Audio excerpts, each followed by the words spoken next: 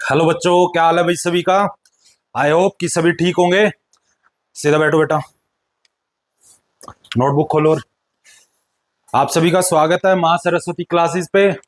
आज हम टेंथ की जो है सेकंड चैप्टर, मैथ्स का सेकंड चैप्टर स्टार्ट करेंगे, जिसका नाम है पॉलिनोमियल्स। पॉलिनोमियल चैप्टर जो है हमने नाइन्थ क्लास में भी स्टार्ट किया था, और उसी चैप्टर में हमने दो पार्ट्स पढ़े थे, जिसमें हम क्लासिफिकेशन ऑफ पॉलिनोमियल्स में दो पार्ट्स पढ़े थे। एक क्लासिफिकेशन जो है हमारा टर्म्स के बेसिस पे हुआ था, और दूसरा जो क्लासिफिकेशन वो हमारा किस बेसिस पे हुआ था, डिग्री के बेसिस पे। टर्म्स के बेसिस पे जो हमने बनाए थे, देखो चलो उसको थोड़ा सा रिवाइज कर लेते हैं। पॉलिनोमियल चैप्टर,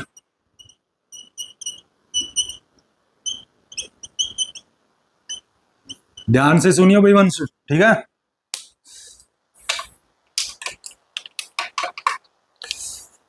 तो पॉलिनोमियल चैप्टर में हमने नाइन्थ स्टैंडर्ड में जो है हमने दो तरीके से इसके क्लासिफिकेशन पढ़े थे। एक पढ़ा था टर्म्स के बेसिस पे, किसके बेसिस पे बेटा, और एक पढ़ा था डिग्री के बेसिस पे।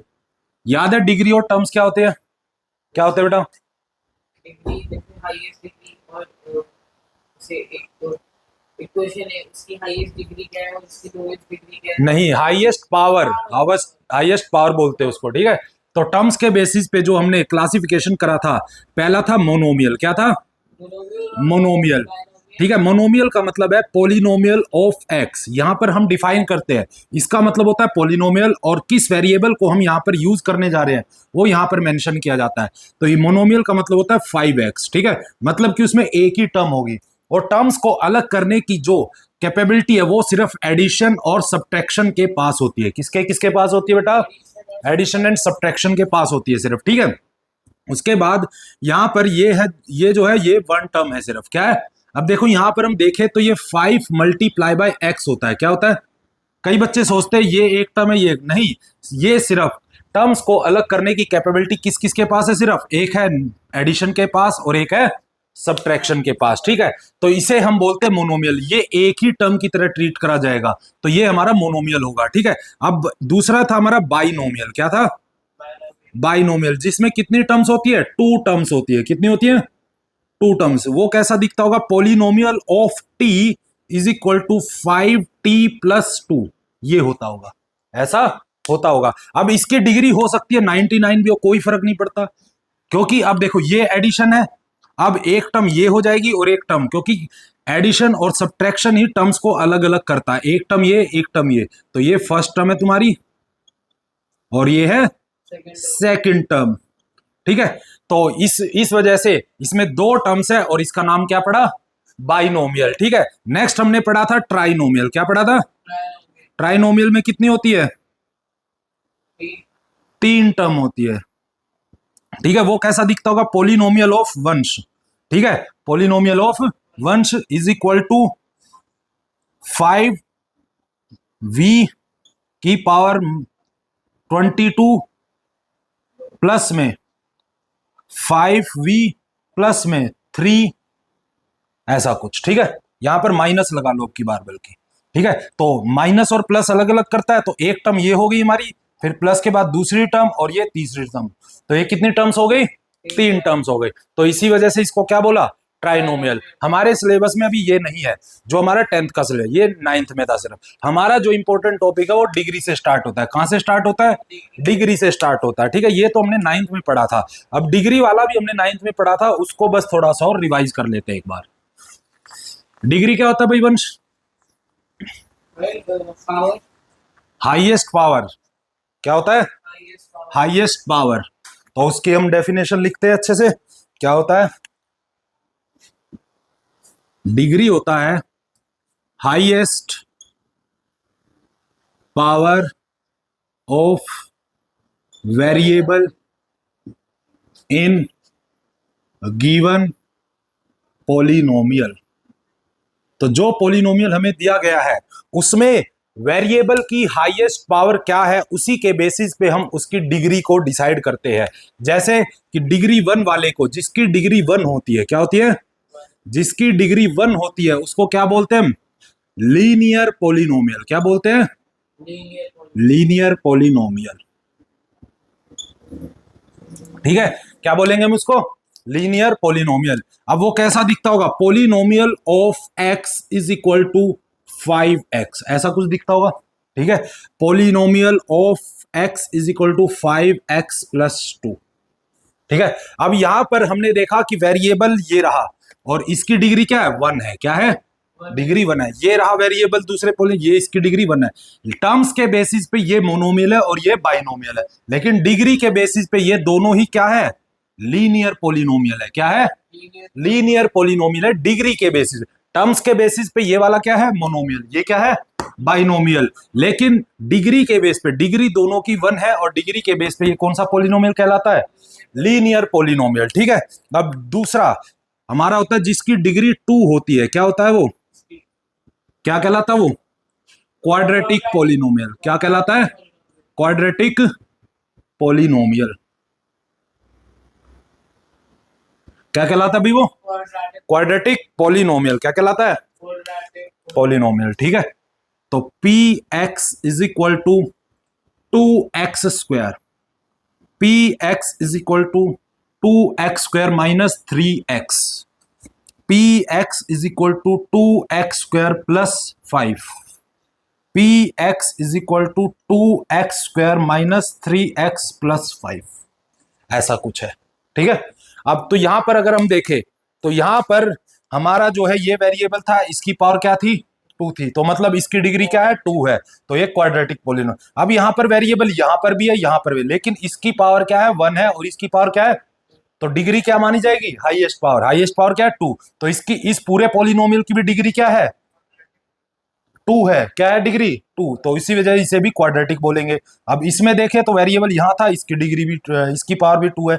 यहां पर 2 जगह है, यहां पर भी डिग्री 2 होगी क्योंकि हाईएस्ट पावर क्या भी वेरिएबल की? 2 है, ठीक है। तो इसी वजह से ये सभी के सभी क्वाड्रेटिक पोलिनोमियल कहलाएंगे। क्या कहलाएंगे? क्वाड्रेटिक पोलिनोमियल, ठीक है। इसी तरीके से जो है हमने क्यूबिक पोलिनोमियल भी पढ़ा था। क्या भी पढ़ा था? Cubic polynomial. क्यूबिक पोलिनोमियल का मतलब क्या होता होगा भाई? जिसकी डिग्री क्या होती होगी? जिसकी डिग्री 3 होती होगी। 3 से ज्यादा नहीं, 3 ही होती है सिर्फ बेटा, ठीक है। 3 ही होती है। तो 3 से ज्यादा डिग्री जिसकी होती है उसे ही हम क्या बोलते हैं? Cubic polynomial. क्या बोलते हैं? Cubic polynomial. वो कैसा दिखता होगा? Polynomial of x is equal to 3x cube, polynomial of x is equal to 3x square. बेटा उसको पोलिनोमियल बोलते हैं, उनके भी नाम होते हैं स्पेसिफिक, लेकिन हमारे सिलेबस में बस इतना ही है, ठीक है। 2 p x is equal to 3x cube minus में 3x, p x is equal to 3x cube minus में 3x square, p x is equal to 3x square cube minus में 3x plus 2, p x is equal to 3x cube minus में 3x square plus 2, p x is equal to 3x square minus 3x square minus 3x plus 2। तो यहां पर देखें तो ये variable है हमारे पास, इसकी पावर क्या है? 3 है। यहां पर ये वेरिएबल है, इसकी पावर क्या है? इसकी भी डिग्री 3 हो गई। मतलब यहां पर 2 जगह वेरिएबल है, लेकिन हाईएस्ट पावर क्या है? 3 है, तो इसकी डिग्री भी क्या होगी? 3 होगी, ठीक है। तो ये भी क्यूबिक पोलिनोमियल। यहां पर भी 2 जगह है, यहां पर 2 है पावर, यहां पर 3 है, तो हाईएस्ट पावर क्या है? 3 है। अभी भी ये क्या है? Cubic polynomial. यहां पर भी 2 जगह है, यहां पर भी, यहां पर 3 जगह है, लेकिन हाईएस्ट पावर क्या है? अभी भी इसकी 3 है। तो ये सब क्या है? क्यूबिक पोलिनोमियल है। क्या है? क्यूबिक पोलिनोमियल है। ये सब क्या है? क्यूबिक पोलिनोमियल है, ठीक है। तो ये सब हमारे क्यूबिक पोलिनोमियल है। हमारे सिलेबस में एक्चुअली में अब ये रहा नहीं है 10th क्लास में। पहले हमारे जो पुराना सिलेबस था उसमें जो है ये वाला भी टॉपिक हुआ करता था, अब इसको एक्सक्लूड कर दिया गया है, ठीक है। अब सिर्फ ये दोनों ही बचे हैं। अब ये दोनों भी कैसे बचे हैं, ठीक, अब उसको भी समझेंगे हम। अब देखो ये जो पूरा टॉपिक है ना, ये कोई नया टॉपिक नहीं है, 9th क्लास में ऑलरेडी इसको पढ़ चुके हो और उसी से इंटर रिलेट करते हुए मैं तुम्हें ये टॉपिक समझाने वाला हूं। यहां तक भी हमने 9th में पढ़ा हुआ है कि भाई हमारा जो है लीनियर पोलिनोमियल डिग्री 1 वाला कहलाता है और क्वाड्रेटिक पोलिनोमियल डिग्री 2 वाला कहलाता है। ये सब हमने पढ़ा हुआ है। अब हम इसको 1 बाय 1 सॉल्व करेंगे, ओके। अब वहां पर 9th क्लास में हमने एक टॉपिक पढ़ा था, जीरोस ऑफ ए पोलिनोमियल। क्या पढ़ा था? जीरोस ऑफ ए पोलिनोमियल क्या पढ़ा था? Zeros of a polynomial. Zeros of A pollen क्या होता है? Zeros of A polynomial, zeros of A polynomial, ठीक है। जीरोस ऑफ पोलिनोमियल समझो, जीरोस ऑफ पोलिनोमियल का मतलब होता है कि वेरिएबल की वो वैल्यू जो उस पूरे पोलिनोमियल को क्या कर दे? जीरो कर दे। देखो क्या कहने की कोशिश कर रहा हूं मैं कह रहा हूं कि अगर मैं यहां पर पोलिनोमियल लिख दूं p x is equal to x plus two, तो बताओ एक्स की जगह में ऐसा क्या वैल्यू पुट करूं कि ये पूरी की पूरी जीरो बन जाए? क्या पुट करूं? But अगर मैं x की जगह पर -2 पुट कर दूं, क्या पुट कर दूं? -2, तो ये हो जाएगा जीरो। क्या हो जाएगा? जीरो हो जाएगा। देखो -2 + 2 क्या होता है? जीरो होता है। तो यहां पर जो x की वैल्यू -2 बोली गई है, इस -2 को ही इस पोलिनोमियल का क्या बोला जाएगा? Zeros of polynomial. क्या बोला जाएगा? zeros of a of A polynomial, ठीक है। अब यहां पर क्या करते हैं कि भाई इसी चीज को नए टॉपिक से दिखाया जाता है, लेकिन होता नहीं है वो नया टॉपिक, ठीक है। टीचर्स भी पता, कुछ टीचर्स इस चीज को बता देते और कुछ टीचर्स नहीं बताते, लेकिन ये बिल्कुल डिट्टो वही टॉपिक है जो आपने 9th में किया था, बस उसको देखने का नजरिया वो बदल देते हर बार, ठीक है। अब यहां पर क्या हम अल्फा बीटा गामा का यूज करना स्टार्ट कर देते हैं। क्या स्टार्ट कर देते हैं? अल्फा बीटा गामा, ठीक है। अब इसी जीरोस ऑफ ए पोलिनोमियल को किस नाम से जाना जाता है? रूट्स के नाम से जाना जाता है। किस नाम से जाना जाता है? रूट्स के नाम से जाना जाता है। किस नाम से जाना जाता है?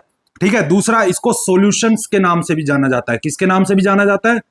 अब चाहे इस जीरोस को जीरोस ऑफ ए पोलिनोमियल कह लो, या रूट्स कह लो, या फिर सॉल्यूशंस कह लो, ठीक है। अब देखो लीनियर पोलिनोमियल में डिग्री क्या है? 1 है। तो इसके सॉल्यूशंस भी या इसके रूट्स भी या इसके जीरोस भी कितने होंगे? सिर्फ 1 होगा। क्या होगा? 1 ही होगा, ठीक है। जिस पोलिनोमियल की जो डिग्री होती है उसके उतने ही जीरोस ऑफ दैट पोलिनोमियल होते हैं, या उसके उतने ही रूट्स होते हैं, या उसके उतने ही सॉल्यूशंस होते हैं। क्या होते हैं? उतने ही रूट्स होते हैं और उतने ही सॉल्यूशंस होते हैं, ठीक है।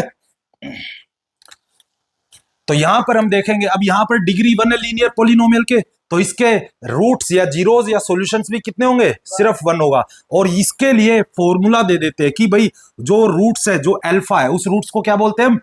अल्फा, बीटा और गामा। अब लीनियर पोलिनोमियल में एक ही रूट आना है हमारा, तो उसको क्या बोल देते हैं? अल्फा। क्या बोल देते हैं? अल्फा। अब क्वाड्रेटिक पोलिनोमियल में 2 आने, क्योंकि क्वाड्रेटिक पोलिनोमियल की डिग्री क्या है? 2 है। अब जितने डिग्री होती है उतने ही उसके सॉल्यूशन होते हैं, या फिर उतने ही उसके रूट्स होते हैं, या फिर उतने ही उसके जीरोस होते हैं। तो उसके कितने होंगे? 2 होंगे। तो उनको बोलते थे अल्फा और बीटा, ठीक है। ये कोई अलग चीज नहीं, ये रूट्स की, ये जीरोस ऑफ ए पोलिनोमियल की ही बात हो रही है सारी, ठीक है। अब हम लास्ट ईयर जो 9th क्लास में हमने सीखा था, लास्ट ईयर, सही से बैठ जाए यार, क्या हिलता रहता है इतना है? फोकस करके पढ़ना, कभी इसको हिला रहा कभी उसको हिला रहा है यार, तू कहां फोकस कर रहा है?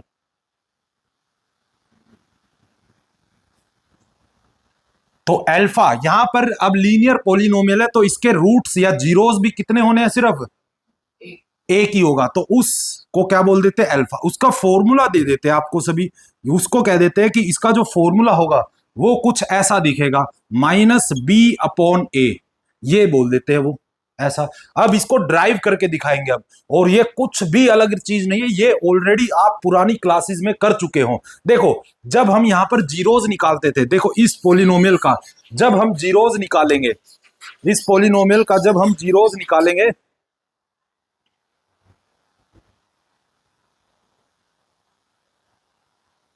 इस पोलिनोमियल का जब हम जीरोस निकालेंगे, तो हम क्या करते थे भाई? मान लो ये हमारा पोलिनोमियल है px is equal to 5x plus 2। Question क्या होता था? Find the zeros of that polynomial. तो हम क्या करते थे उसके लिए? हम लेट कर लेते थे, let px is equal to 0। क्या करते थे? अब px की वैल्यू अगर 0 है तो ये भी तो 0 के इक्वल ही होगा, तो 5x प्लस 2 इक्वल टू 0, ठीक है। अब5x इज इक्वल टू -2, क्या आ गया? -2, और x की वैल्यू क्या आ गई? -2/5, क्या आ गई? तो ये वो जीरोज ऑफ ए पोलिनोमियल होता था। अब इसको वेरीफाई भी करते थे हम 9th क्लास में। कैसे करते थे वेरीफाई? हम वेरीफाई इसको करते थे x की जगह पर इसको पुट करके। तो यहां पर हम x की जगह -2/5 पुट करते हैं और 5 इंटू -2/5 प्लस 2, 5 से 5 गया -2 plus 2 which is equal to 0। किसके इक्वल आ गया? तो इसका मतलब ये इसका जीरोज है, क्योंकि जीरोज ऑफ ए पोलिनोमियल का मतलब क्या होता है बेटा? क्या होता है कि वो वेरिएबल की वो वैल्यू जो इस पूरे पोलिनोमियल को क्या बना दे? जीरो बना दे। ठीक है, तो क्या इस यहां पर जैसे ही हमने वेरिएबल की वैल्यू -2/5 पुट करी तो क्या इसने जीरो बनाया? इसको बना दिया। इसका मतलब ये इसका जीरोज है, ये इसका रूट्स है। अब इसी जीरोज को जो है, इसी जीरोज को वो अल्फा बोल देते हैं, कह देते हैं अल्फा इज इक्वल टू -2/5। तो बताओ इसमें कुछ डिफरेंस हुआ? नहीं हुआ। ये तो वही टॉपिक है, बस उसका स्वरूप बदल दिया इन्होंने, उसको डिफरेंट तरीके से लिखने की वो दे दी। ठीक है, लेकिन टॉपिक बिल्कुल वही है। इसको लिखना बस अब अल्फा के फॉर्म में है। ठीक है, लेकिन अब ये जो फॉर्मूला है ये भी आप ड्राइव कर सकते हो। ये कैसे ड्राइव करोगे? ये करोगे इसकी स्टैंडर्ड फॉर्म से। किससे करोगे? अब देखो स्टैंडर्ड फॉर्म कैसे लिखी जाती है भाई। इसकी जो लीनियर पोलिनोमियल की जो स्टैंडर्ड फॉर्म है वो ये होती है। देखोगे सभी, यहां पर लिख देता हूं मैं स्टैंडर्ड फॉर्म। स्टैंडर्ड, चलो इसको मैं मिटा देता हूं, फिर मैं यहां पर पूरा अच्छे से एक्सप्लेन करता हूं इसको, क्योंकि एक डेरिवेशन है और इसको अच्छे से हम ड्राइव करेंगे। सभी चीज मैं ड्राइव करके दिखाऊंगा तुम्हें, कोई अलग से कुछ नहीं सिखाऊंगा। ठीक है, और ये बिल्कुल पूरा का पूरा टॉपिक, इसका भी और क्वाड्रेटिक का भी पूरा का पूरा जो है 9th से ही उठाया गया, बस उसको दिखाया अलग तरीके से गया आपकी बात। ठीक है, तो देखते हैं इसको हम। स्टैंडर्ड फॉर्म, लीनियर पोलिनोमियल की स्टैंडर्ड फॉर्म क्या होती है? वो होती है p x is equal to a x plus b. क्या होती है? A x plus b. ठीक है, और यहां पर जो है ए और बी जो है वो कांस्टेंट वैल्यूज होती है। क्या होती है? Constant value. कांस्टेंट वैल्यूज होती है, या फिर कांस्टेंट नहीं लिखना तो यहां पर रियल नंबर लिखना है। इसको क्या लिखना है? ये सब क्या होते हैं? रियल नंबर्स होते हैं। क्या होते हैं? मतलब 1 2 3 4 -1 -2 0, या फिर √2 √5 √6, क्योंकि रूट वाले भी रियल नंबर्स होते हैं हमारे। ठीक है, तो ए और बी क्या होते हैं? Real numbers. और एक्स को हम कैसे यूज कर रहे हैं? यहाँ पर वेरिएबल। मैंने बताया था 9th क्लास में कि वेरिएबल वो चीज होती है जिसकी वैल्यू बार बार चेंज हो, ना कि ए टू जेड। बच्चे क्या सोचते हैं कि ए से बी सी डी ये सब वेरिएबल होते हैं। नहीं, हम इनको एज ए वेरिएबल यूज कर रहे हैं, और यहां पर इसलिए मैंने इसको मेंशन करा है। ठीक है, a b c d variables नहीं होता, एक्स वाई जेड वेरिएबल्स नहीं होते, ये एज ए वेरिएबल यूज करे जा रहे हैं। ऐसे तो ये भी वेरिएबल होने चाहिए थे। नहीं, यहां पर इनको हम किस तरीके से यूज कर, वेरिएबल की असली डेफिनेशन है वो चीज जिसकी वैल्यू बार बार चेंज होती रहे, कांस्टेंट ना रहे। ठीक है, तो भाई यहां पर हमने ये देखा। अब हमारी स्टैंडर्ड फॉर्म ये है। ठीक है, अब इसी प्रोसेस को जो जीरोज निकालते हुए हमने प्रोसेस फॉलो किया था वही फॉलो यहां पर करना है। तो अब अगर मुझे इस स्टैंडर्ड फॉर्म का जीरो निकालना है, क्या निकालना है बेटा? जीरो निकालना है, तो मुझे इसको क्या करना होगा? लेट करना होगा। Let p x is equal to 0। किसके इक्वल पुट करना होगा? 0 के। लेट करना होगा। अब अगर पी एक्स 0 है तो ये पूरा भी 0 के इक्वल ही होगा। होगा कि नहीं होगा? होगा। ठीक है, अब ये आ गया। अब यहां पर लिखा जाएगा ए एक्स, अब ये प्लस बी है, उधर जाके क्या हो जाएगा? माइनस बी, और ये ए यहां मल्टीप्लाई उधर जाके क्या हो जाएगा? Divide, -b/a। क्या ये सेम फॉर्मूला नहीं है? अब बस, और मैंने बोला था इसी रूट्स को क्या बोल देते हैं? अल्फा बोल देते हैं। अब ये ही बोलते हैं कि भाई ये एक फॉर्मूला है। नहीं, ये इसका जीरोज ही है। क्या है ये इसका? जो कि आजकल रूट्स और सॉल्यूशंस के नाम से जाना जाएगा 10th क्लास में। ओके, तो कुछ हार्ड था इसमें? ये बिल्कुल 9th का ही कंसेप्ट है सारा का सारा। किसका कंसेप्ट है? अब इसको थोड़ा सा अच्छी फॉर्म में और लिखकर रिप्रेजेंट किया जा सकता है। क्या लिखा जा सकता है कि रूट या alpha is equal to negative constant value. क्या लिखा जाएगा यहाँ पे? कांस्टेंट वैल्यू अपॉन में कोफिशिएंट ऑफ एक्स। अब देखो, जब एक्स के आगे या वेरिएबल के आगे कोई चीज लग जाती है ना, तो उसको हम जो है कोफिशिएंट भी बोलते हैं। ये है तो कांस्टेंट वैल्यू या रियल नंबर ही है, ये है तो रियल नंबर ही है, लेकिन ये टर्म नहीं है, क्योंकि टर्म तो ये पूरी बनेगी। अब टर्म में इसको क्या बोला जाता है? कोफिशिएंट। क्या बोला जाता है? और ये किसका कोफिशिएंट है? एक्स का। किसका कोफिशिएंट है? ये पूरी कांस्टेंट टर्म है, क्योंकि ये पूरी की पूरी जो है इसमें वेरिएबल हम देख नहीं पा रहे अभी, ठीक है, इसमें अभी वेरिएबल हम नहीं देख पा रहे, ठीक है, तो ये कांस्टेंट टर्म बोली जाती है। ठीक, तो ये फॉर्मूला बता दिया जाता है। बच्चे सोचते हैं कि ये कोई नया फॉर्मूला, नहीं, ये 9th क्लास में ऑलरेडी आप पढ़ चुके थे और ये बिल्कुल इजी था। क्या था ये? बिल्कुल इजी था। ठीक है, अब इस फॉर्मूले को लगाकर, इस फॉर्मूले को लगाकर मैं यहां से वैल्यू निकालता हूं दोबारा से। ठीक है, देखते क्या पता ये सेम वैल्यू आएगी कि नहीं आएगी, मुझे ये करने की पूरी जरूरत अब नहीं है। ठीक है, तो अब मुझे मेरे पास फॉर्मूला है जिसे हम फॉर्मूला बोल रहे हैं, ठीक है, वो अब हम डायरेक्टली यूज करते हैं। क्वेश्चन क्या था? P x is equal to 5x+2। क्या था? ठीक है, अब मैं इसको स्टैंडर्ड फॉर्म से कंपेयर करूंगा। स्टैंडर्ड फॉर्म क्या होती है हमारी? P x is equal to ax+b। ठीक है, और फॉर्मूला क्या होता है रूट का? -b/a। अब बताओ, ये x है, ये भी x है, तो यहां से a की वैल्यू क्या निकली आपकी? 5। क्या निकली? 5। और b की वैल्यू क्या निकली?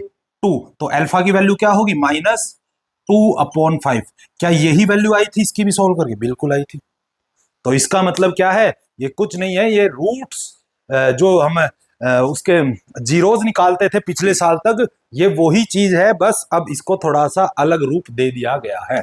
ठीक है, तो उम्मीद है ये वाला आपको बिल्कुल अच्छे से समझ आ गया होगा और इसको इंटर रिलेट कर पा रहे होंगे। कुछ बच्चे बिल्कुल अच्छे से, जिन्होंने 9th क्लास अच्छे से पढ़ी है, वो बिल्कुल इसको समझ पा रहे होंगे। ये कोई डिफरेंट टॉपिक नहीं था, ये बिल्कुल 9th का ही कंसेप्ट था, बस उसको अब नया रूप दे दिया गया है। ठीक है, समझ आया बेटा सभी को? Yes sir. ओके, अब हम जो है इसमें नेक्स्ट जो टॉपिक हमारा रहेगा, अब क्वाड्रेटिक इक्वेशन के लिए हम पढ़ेंगे इसको। किसके लिए पढ़ेंगे? Quadratic equation. तो आज जो है हमारी क्लास यहीं पर खत्म होती है और नेक्स्ट जो है हम क्वाड्रेटिक इक्वेशन को भी सोल्व करेंगे ऐसे ही, और उसके साथ एक ग्राफ्स भी समझेंगे कि ग्राफ्स को कैसे किया जाता है। ठीक है, तो नेक्स्ट क्लास में जो है हम कोशिश करेंगे कि टॉपिक जो है, क्योंकि चैप्टर में जो है 2 ही एक्सरसाइज है, उनको खत्म कर दे। बट मान लो कि नहीं होता है, जरूर थोड़ी ही खत्म करे, जबरदस्ती थोड़ी है। ठीक है, तो कोशिश करेंगे कि हो जाए, नहीं हुआ तो कोई बात नहीं, हम इसको जो है तीसरी क्लास तक भी लेके जाएंगे, लेकिन टॉपिक अच्छे से समझ आना चाहिए बस सभी को। और अब मेरी रिक्वेस्ट है कि सभी बच्चे जो है इन क्वेश्चंस की प्रैक्टिस करेंगे। एनसीईआरटी में इसके क्वेश्चंस कम है लीनियर पॉलिनोमियल को लेके, लेकिन रेफरेंस बुक्स निकालो और उनसे प्रैक्टिस करो और टॉपिक को गहन तरीके से समझो। ठीक है, और बिल्कुल कोई प्रॉब्लम नहीं आएगी। मैं आपको सारे के सारे प्रूफ देकर चलूंगा, कभी भी है नहीं कि मैं डायरेक्ट फॉर्मूला लिख दूंगा। ओके, चलो फिर नेक्स्ट क्लास में मिलते हैं बेटा सभी, और वो मोस्ट इंपोर्टेंट टॉपिक होगा, वो 3 मार्क्स का क्वेश्चन आता ही आता है क्वाड्रेटिक का। ओके, चलो नेक्स्ट क्लास में मिलते हैं भाई सभी।